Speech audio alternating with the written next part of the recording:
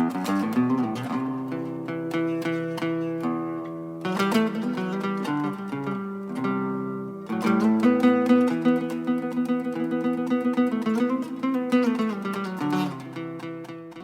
so one of the questions I get from time to time from people, and I think I covered this before, but it's always good to cover it again, or at least from a different perspective, because it's such a wide range where there's so many things you can cover. And that is syncing up your non-dominant hand or arm with your body.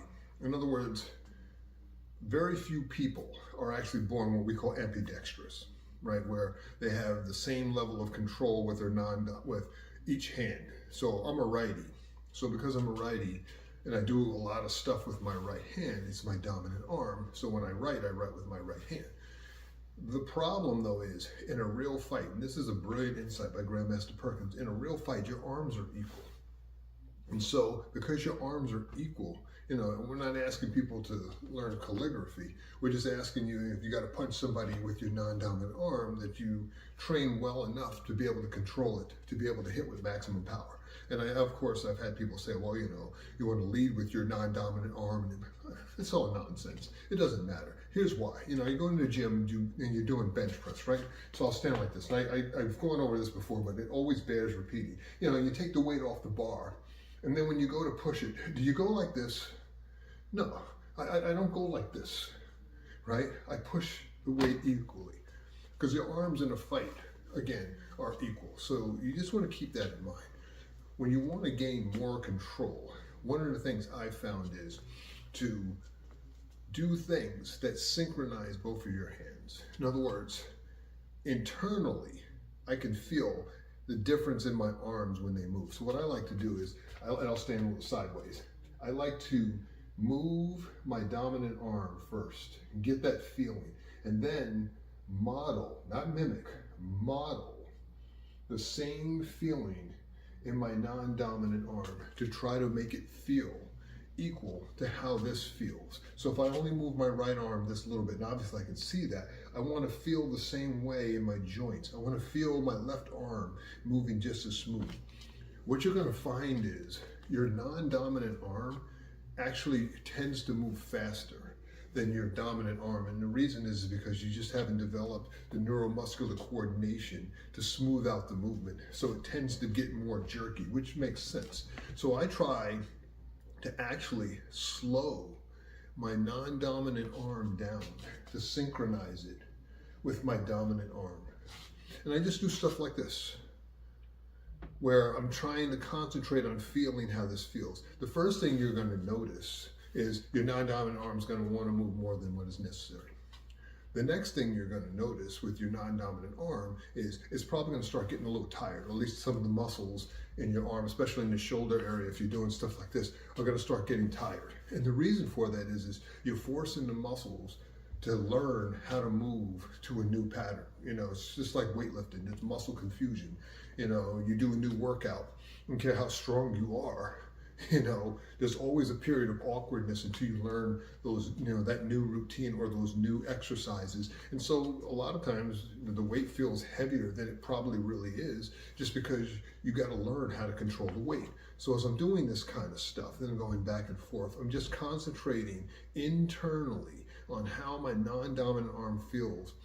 And I kind of look at it from time to time to also balance it out. So I kind of go back and forth, but I'm really concentrating more on how that internally feels.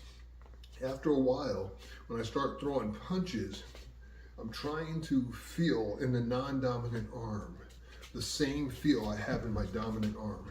And because being a righty, and because I did study a little boxing when I was younger, one of the things I find is, believe it or not, but it makes sense, is I've always been good at throwing my left arm in the jab, while my right arm has been a little shaky in the past. And that's because, when it makes sense, because I never really developed the jab in the right arm. It was always my power punch. So I actually had to retrain myself to get kind of the same kind of hip rotation and feel and snap in my right arm like I have in my left arm. My left arm, I could throw a jab like that. My right arm, I can do it now, but there's still a little bit of concentration when I'm practicing it to try to make it as efficient as possible, because I just haven't done it as much as my left arm. That's just all there is to it. So when you're practicing, you also want to practice the same way when you're throwing strikes.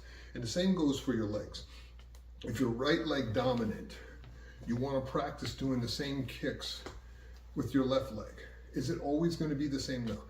I will say this, one of the things I find is, even though I try to smooth out and make my non-dominant arm as good as my dominant arm, or my non-dominant leg as good as my dominant leg, it really never gets there.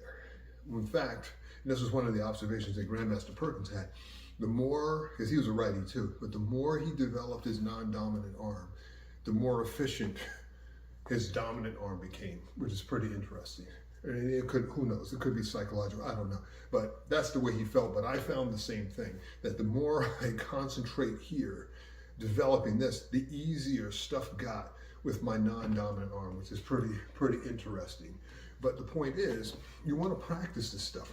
And why do you want to practice this stuff? It's because combat is, ever present. Combat is not neat, it's not tidy. The other thing is, when you're fighting, and I'll make another video on this that's going to kind of cover something else I want to cover, but I don't want this one to get too long, is you don't get the option of which way you may get attacked, or which way you may have to defend yourself. If I've been taught that this is how I'm supposed to fight and the attack comes here, I got to figure something out. I just can't assume that I'm going to be able to turn fast enough, or maybe a low kick and a chop, whatever it is I got to do, pick up that garbage can and throw it at somebody. My point is, you don't know what you got to do till you got to do it. So you want to train yourself to be able to move and strike in every possible direction with power. And you can train yourself to do it, because again, your arms and legs in a fight are equal, but you got to put the work in.